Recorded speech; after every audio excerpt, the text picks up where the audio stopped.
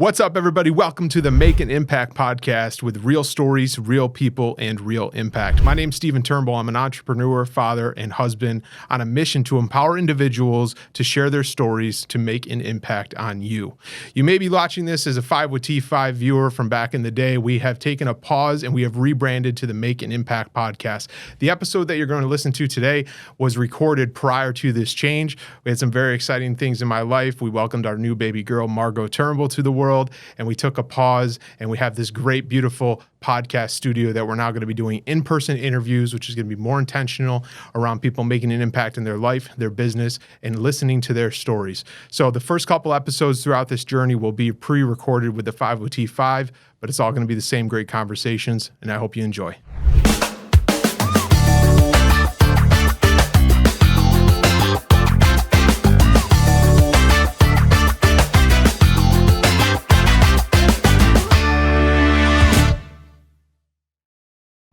What's up, everybody? Thanks for tuning in to another episode of 5 with T5, reaping local business owners, community champions, and all-around amazing individuals on the show. We have a little bit of all of that today. I'm super excited to have David Stayton on the show, who is the Superintendent of Sauquoit Central Schools. David, thank you for being here. I appreciate you taking the time. Sure.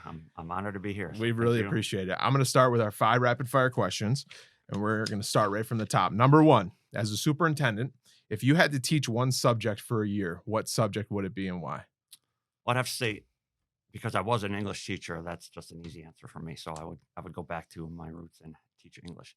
That's the easy answer, if that's what you used to do. Well, this is rapid fire. That's right. You're right. You're right. All right. Question number 2. You can bring back one trend from your own school days. What would it be? One trend. Ooh, that's a good question. Trend. Well, I don't know if this was a trend, but I would say I like the old days before there were cell phones and that distraction that students have because we were all discussing our lives and interacting in ways that students don't really do anymore. Yeah. And so, that's probably why there's a push locally. I'm sure, some schools have actually banned cell phones in school. Right. Because students aren't engaging with each other the way they used to. So. Yeah, that's a good answer. I like this one. If there was a Superintendent Olympics, which event would David Stayton dominate in? I don't know if I'd say dominate, but I think I would hold my own in the hurdles because I was a hurdler in high school. I'm tall. I was fast, short distance, and so I think because of that, my height, my experience. I look at other superintendents. I think I could take them in hurdles. I love this. This sounds like a good charity challenge. Event. Maybe I would do that. This sounds like a good charity event. Superintendent Olympics. We're gonna make that happen. Okay. What's one thing that is always on your desk? One thing that's always on my desk. Other than the obvious things like, computers and phones, I would say some type of squishy ball because it's just an outlet. And if I'm talking on the phone or interacting with individuals, sometimes I just need that stress release. I have a little football that's on my desk, and that's probably my number one time distracting because I just sit there and throw it up and then realize my stress management with that football has been like a half hour, and then it's probably time to get back to work. There you go. Yeah. All right, last question. One role or duty as a superintendent that people might not expect? That is a good question. Probably because we're in a smaller district, I'm sometimes involved in activities that maybe a larger school district superintendent wouldn't be engaged in. It's Sauquoit Valley.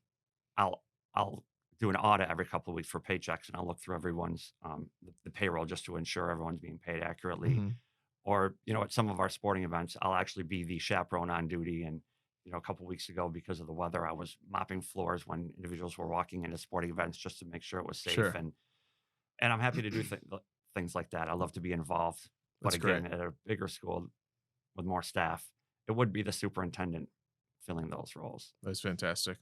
You survived the first 5 questions. Yep, I know. Thank you. Survived the first 5 questions. I got to start with this and just tell you how much I appreciate our relationship.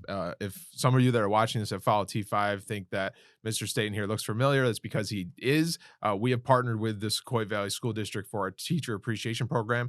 And the cool part about that is I went to David and said, we'd like to do this Teacher Appreciation Program. And he was like, this is amazing. Thank you so much. Let's do it. How about we do it as a Staff Appreciation Program? And I think that shows something to your character immediately. And we've given awards now. We've done them over a year. We started last January, so we're recording this in March. So we've done over a year, and we've given awards to the people in the bus garage and teachers and teacher aides and all of that. And I think that really shows how you lead that school district, and I've really appreciated the opportunity. It's been a ton of fun to do it. So I just wanted to start with that. Yeah, I well, really thank you. I appreciate mean, it. we're blessed that, we don't usually get individuals that come in and want to recognize our staff in the capacity that you do. So, Yeah, as I said, we appreciate your sponsorship, and you're right. It's not just teachers that are driving a school. It's all levels of staff. So, sure. as you mentioned, teaching assistants, bus drivers, custodians, folks in the lunchroom. It's a combined effort, and so we want to recognize every level of Yeah. support that we It's been have a for the lot of school. fun. It's So been a thank lot of you. fun. Talk to us about your journey. There's a few things we reviewed that I wanted to touch on about your role now as a superintendent, but talk to us about your education journey that kind of brought you to where you are today. Okay. Well, as I said, I was an English teacher, and back when I graduated in the mid '90s, English teachers were a dime a dozen. So my brother and I actually moved down to North Carolina to begin our education careers, and I taught down there for 3 years. Interestingly enough, my wife is from upstate New York, as am I, but we met down in North Carolina teaching in the same school system. Really? Yep. So she and I spent a couple of years down there, moved back here, and then we got back into school systems up here. I was at OHM BOCES teaching in their alternative education program, teaching English. And then they asked me after a few years to step out of the classroom. I managed the discipline in the school. Then they asked me to go back and get my certification for administration, which I did, became an assistant principal at the Career Tech Center for OHM BOCES up on Middle Settlement Road. Hmm. Then I was the principal there for 12 years, and during that time, I was living in the Sauquoit Valley Central School District, where my wife started teaching again after we had 4 children, so she took some time off. She became a teacher in the district, and then she and I were just very involved in not only the community but in the district itself. And then when the superintendent position opened up there, we just thought it would be a natural transition for me to apply for that position, and I was fortunate enough to be selected, and That's to awesome. yeah to be a superintendent in the community where you live. I just think that's such a benefit. Right. Absolutely. Well, you're very present. And, I think I know for you, community is a big part of what you do. And not only inside of your school district community, but the Sauquoit and greater area community. You're part of the Rotary. You do volunteering at the library. I know that there was a post out there that the students just donated to Sleep in Heavenly Peace, which is a great local project, the greater Utica area. Why for you, before we get into the school stuff, for David, why is that stuff so important? I don't know. I just find that the older I get, the more I just want to serve others. And when I applied for this position as superintendent, I told them, to me, this isn't a role as leading and serving a school district. It was actually serving the community because like any small community, I think the school is the hub of the community, Hmm. and so I just want to, as I said, serve in as many capacities as I can. Yeah, that's great. Okay, let's get into the school stuff. So, talk to us about the day in the life of a superintendent. And I think what you said there was like be chaperone, mopping the floors real quick over here, like checking up on payroll, like all this stuff. And like it's a smaller school district, so some of that makes sense. But like, I think people think of like the superintendent, they're sitting in their office, they have the disciplinary stuff, they're monitoring the principals, and that they take care of the high level stuff. But talk to us for you, like what is a day in the life, like an average day in the life? But so on most days, I start my day in the high school, and I just go in and I like to be part of the supervision of students arriving, um, say hello to staff, walk the building, and then I move up into my office. And then when the elementary students arrive, so my office is in the elementary building. When those students arrive, then I'm usually out at the buses greeting them. And then it's a lot of time spent in my office on the computer, on the phone, a lot of meetings. As you say, I try to be very visible, so I'm usually in at least 2 different buildings a day, sometimes all 3 buildings. We're fortunate at Sequoia that all 3 buildings are on the same campus, and so they're easily accessible. Mm, So I try to spend time in all buildings, just as you say, being visible, looking at staff, looking at students, just watching what's going on. Spend a lot of time in meetings, planning, supporting. I find my role to be a servant leader. I want to support the students and principals as much as possible. Each building has its own principal, and we have some outstanding administrators in our district. So I don't feel that I need to necessarily go out and lead, but just support the great initiatives that they're already doing. hmm. So just again, looking at how I can support them, how we can move forward into the future, maintaining our schools, financially, maintaining our district, Yeah. and just day-to-day activities.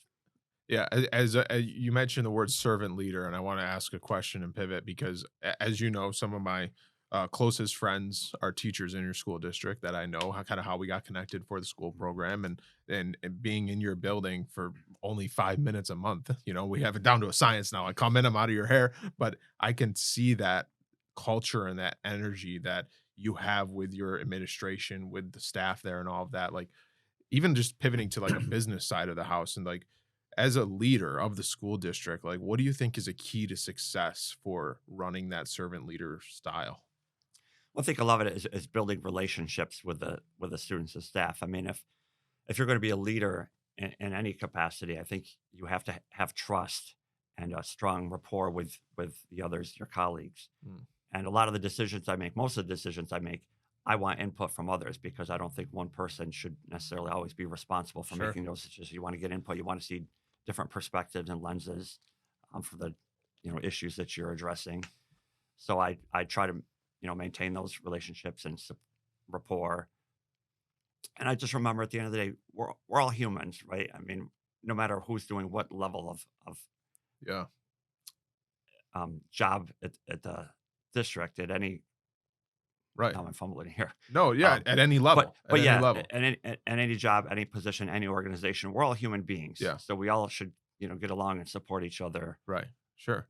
Now, talk to us a little bit about Sauquoit specifically. I mean, working in other school districts, you were down south for a little bit, the BOCES system, all of that. So, as you know, my wife and I live in Sauquoit, and I moved there from Clinton, grew up in Clinton. I joked for a little while that the neighbors all knew I was from Clinton for a little bit, but I think in this area we have so many cool different school districts, and you have like a size of Whitesboro or Proctor or something like that compared to something of your size, and they all have different personalities. I can honestly tell you, throughout the business community, personal relationships, I haven't heard one negative thing about the Sauquoit School District. And that's not just me. The people that I talk to say the same things. What do you think that is, and what makes Sauquoit so great? I mean, this is your take you can fully, don't worry about an ego, whatever it is. Like, tell us why the Sauquoit District is so great. Right. Well, you mentioned community. As I stated, when my wife and I moved up from back to New York from North Carolina, we lived in East Syracuse, which is where she was from, and I was commuting out to OHM BOCES for 10 years. Oh, okay. And then when I knew that I was going to accept the principal position and would spend more time out here, we looked at houses in many of the districts, surrounding districts within the OHM region, and Sauquoit just stood out to us because it's got that small town community feel. As I said, every school is on the same campus. The support of the community members for the school is outstanding. I remember one of the first music events we attended as parents, and we had to park on the road. And I thought, wow, what support this district has for Sure. their events. So it's small enough to that you can know most of the people in the community, but it's big enough to still offer those opportunities for students within the district. Yeah, sure. That makes sense. And was it the boys volleyball team just had some great success? I mean, you have some great sport programs there as well. Yeah, boys volleyball just went and won regionals, which is as far as they could advance during the winter season. So that was exciting. My son was one of the seniors on the team. So, Oh, but cool. yeah, they've had a very successful team for the last few years, and it's just so fun to watch and be part of. Any successful sports team is certainly more enjoyable to watch than some of the others. Sure. Now, being a part of different districts, different areas, different geographic regions, all that experience that you have, what has changed really in education as we look at it today in 2025? And I know that is a very loaded question, but just in general, like what, as you look throughout the years of working inside the education system, what's changed for the better, whatever it might be. Right. Well, I think the demands on teachers really because in the old days, students would enter the classroom, sit down, be quiet, and listen to the teacher. And now, education is changing because it's less sage on the stage, more guide on the side. We're trying to get students to do more of the working and efforts in the classroom and not just sit and listen to the teacher. Sure.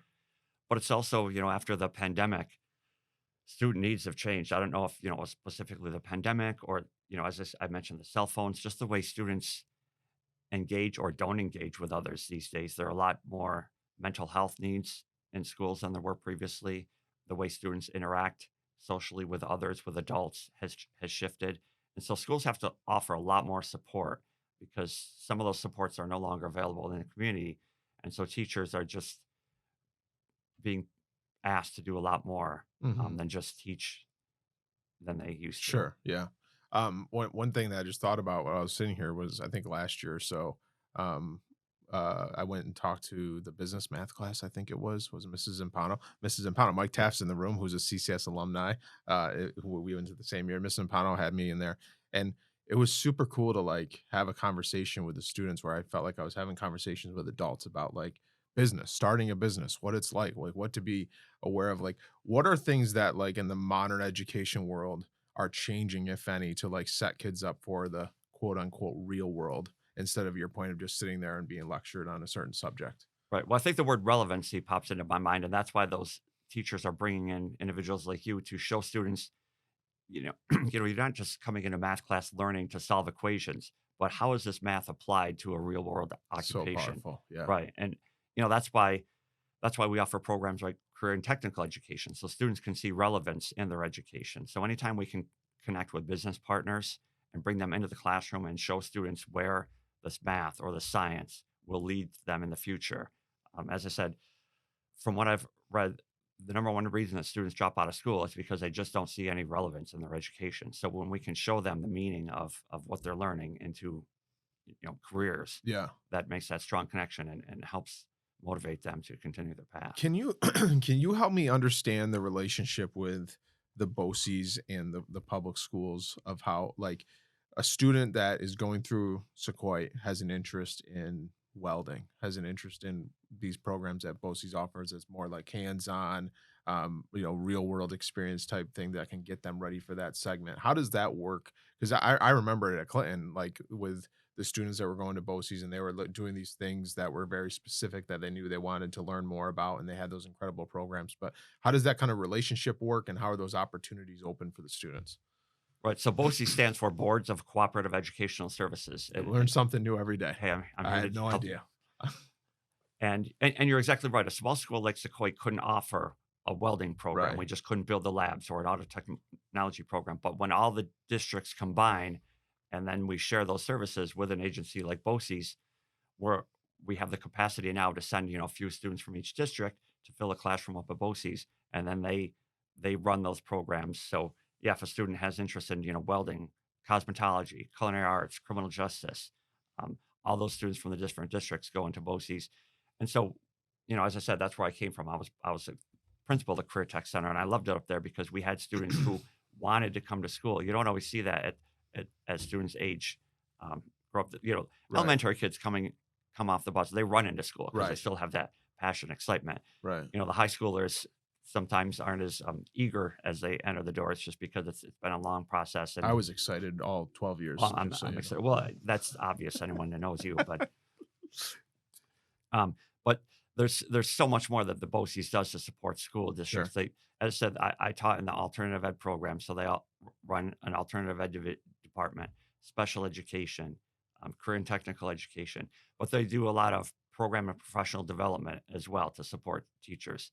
And there are just so many levels of support that BOCES provides. But again, it's a combination of all the districts surrounding that come to BOCES, and sometimes we have a specific need, like, hey, we would like to see a middle school alternative ed, or we want to see a pre-K program, or any needs that just come to with BOCES. They're very responsive, and they're there to serve a wider community and educational Yeah. arena. That whole conversation hits home for me because in my own family, I had a similar experience of the push to college that wasn't the right move. And I've told this story a lot of times. It's about my sister. She either A, doesn't mind me sharing the story, or B, doesn't watch any of my stuff and doesn't even know I talk about it, but that either are fine. So she went to Clinton, great student, and just was going to go to college to be a business major. Because what do you do if you don't know what you're going to do? You go to business management, right? So she went to Lemoyne, and after kind of the story ends, we all realized like she went to Lemoyne because all of her friends were going to college, and she didn't want to be the one that wasn't going to college. Or sometimes there's that view of the community college versus going away through these, all this. Went to Lemoyne after a semester, hated it, wasn't finding clarity, all that. Came home, got a job through the summer, goes to the fall, says, well, I'm going to go to St. John Fisher because that's where Big Brother went. Maybe it's a different experience. Same thing. Came home, like, what do my mom's like, You always love dialing people up for the proms. You always love doing hair, all that. Fast forward to now, she went to cosmetology school for like 6 months. At 23 years old, she opened her own hair salon. She has 4 different people that are working under her hair salon on Commercial Drive. She's got this beautiful new salon. She's very successful for herself at 26 years old now and has made a great run. She has a two-year degree from MV because that was important to her and she wanted to do that, but not necessarily needed, right? So I think that conversation of introducing these different aspects to the children through the education system, like you said, at Sauquoit, we can't have a welding department. Like that wouldn't make sense for us. But now we have this vehicle through BOCES to make that happen. I just think it's an incredible conversation. And I'm glad that it's the forefront of the educators' minds. Yeah, thank you. And I think your sister's story is a great story, and I'm happy to share my experience with students too. I tell them I didn't know what I wanted to do when I graduated high Right. school, so I went to a community college to save some funding and to figure it out. And I ended up going there for 2.5 years because I was changing my major until I took some English classes with a teacher that kind of led me to go that route. And then after community college, I took a year off because I wasn't sure what school I wanted to go to. Yeah. So I don't have a traditional pathway. And as you say, a lot of those pathways, they're not a straight line. Right. So the more, experiences you can get and the more avenues that you can research before finding the right way sometimes leads you down to a Yeah, path that you and didn't I think that's so expect. powerful to share those stories and those experiences because there's a lot of pressure. You're getting to that junior, senior year, and it's like, okay, what am I going to do? Because my best friend Johnny knows exactly what he's going to do, and he's going to, be a financial advisor, and he's going to go to this school, and he's going to do that, and he's going to get this job or whatever it is. So I think that's great. $1 million question before we wrap this up. This is what all of the viewers of home have tuned in for. Walk us through the day before, the day of, day in the life of a snow day of a superintendent. Where on that desk is the magic red button that says we're closed, kids stay home, snow day? How does that all go down? Yeah, I'll tell you honestly, that's in my mind, that's one of the more stressful decisions we have to make as superintendents because there's so much running on, and you don't, you have typically we have 5 emergency days built into the schedule, and you want to preserve those because if you go over now, you're starting to cut into vacation time, and we don't want to do that. So certainly, we're looking at the weather, especially the night before, and then usually on snow days or potential snow days, I'm up early, usually about 5 o'clock. And my first call is to our transportation supervisor to see what he's seeing out there on the roads. And then I call the Sauquoit, the town highway superintendent to see what the snow plows are seeing out there. And then we also have a text message group with all the superintendents. And typically by that time, sometimes a few minutes before 5 o'clock, the first one is texting the group. I'm calling a delay. I'm calling a snow day. It's like And the first one to move. Who's going to be the yeah, first one? yeah. Well, it's funny because on 2-hour delays, it's sometimes you're waiting. There are times when that the weather's not going to clear up and it's going to turn into a snow day, and you're just Right. waiting for the first one to call the snow day. But again, so we're taking input on a lot of different sources, and then as I say, the OHM BOCES region, most BOCES regions try to be on the same page because usually the weather, if there's a weather event, it affects a certain region. And so, if 10 districts are closing, BOCES doesn't necessarily open for 2 districts. So Mm. if it's feasible that those other 2 districts would close, obviously, if they want to stay open, they'll stay open. But typically, we're all on the same page. And as I said, though, we're getting input from as many sources as possible just to make the best decision. And sometimes, we call snow day, and it doesn't seem that we necessarily need Yeah. it. But you always have to err on the side of caution too. I mean, Mhm. we're dealing with students here on buses, and we can't be too safe, unfortunately. I'm old enough. I got this little horse in my throat here. I'm old enough to remember the days of going on WKTV and just watching the banner. And I know how these text messages to parents and all of this is probably set up now, right? I think that's how you notify them, either email or texting, like we're closed or whatever. That's all great and all efficient, but man, what a good feeling it was to sit there and wait for, okay, here comes the A's, here comes the B's, here comes the C's. Oh, no Clinton. Okay, all right, we're gonna wait a little bit. Hey, Steven, go get dressed. Now hold on, we're Yeah. gonna wait one more. Oh, there it is. Clinton's closed. All right, like man, that's a funny memory. But I appreciate you sharing that because, like you said, first call is here, second call is here, third call is here. Like it's a team that makes the decision. Obviously, for the safety of everybody, it's important. And some days you hit it, some days you might not, and it can throw your calendar. It affects a lot versus David just saying, we're closed, I'm going to stay home. We're good to go. It's snowing out. I think I appreciate that. This has been an incredible conversation. It was a blast. I appreciate your willingness to do this. Like I said, with the whole school program, like the relationship has been great. And I appreciate you taking the time to come on and talk. For anybody who wants to learn more about Sauquoit School, what's the best way to, Facebook page or newsletters, what's the best way to get in touch or just keep up with what's going on in Sauquoit and the general community? Yeah, well, you're right. We do have a Facebook page. We do have a website, and if anyone wants more information, they're always welcome to call or just stop by, and we're happy to share and support anyone as much as we can. And going back to what you just said, I appreciate the relationship that we have, and we are so indebted to you for the support that you've shown to our staff. It's been fun. It's been very fun. appreciative. Thanks for being here. I appreciate everything. Everybody, that's a wrap of today's episode of 5 with T5. Make sure to check us out on our YouTube page, Facebook page, Instagram. That's where we launch all these episodes weekly. Until next time, remember, the power of connection and learning from one another is what makes our community thrive. But most importantly, remember to make an impact in someone's life today, even if that's your own. Stephen Turnbull here with T5 Insurance. We'll see you next week. Take care.